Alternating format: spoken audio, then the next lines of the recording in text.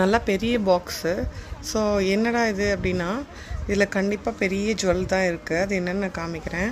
So இந்த விஷயத்துக்கு நான் அப்புறம் வரேன். இப்போது அது என்ன ஜுவல்லரி நான் வாங்கியிருக்கேங்கிறத உங்களுக்கு காமிக்கிறேன். ஸோ இதுதான் நான் வாங்கின ஜுவல்லரி. எவ்வளோ அழகாக இருக்குதுன்னு பாருங்கள்.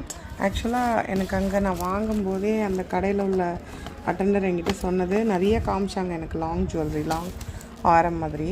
அதில் நான் ஏன் இதை சூஸ் பண்ணேன், அவங்களே சொன்னாங்க ரொம்ப உங்களுக்கு வந்து யூனிக்காக இருக்குது டேஸ்ட்டுன்னு.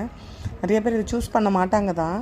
இதை நான் ஏன் பண்ணியிருந்தேன் அப்படின்னா, ஸோ இதில் உள்ள அந்த இன்ட்ரிகேட் டிசைன் இருக்குல்ல, இது நம்ம என்ன மாதிரியான சில்க் சாரிக்கும் இது நல்லா போகும். ஸோ அது உங்களுக்கு வீடியோவில் அந்தளவு இல்லை. இதில் இருக்கிற ஸ்டோன்ஸ் வந்து அப்படியே டைமண்ட் ரெப்ளிகா மாதிரியே இருந்தது.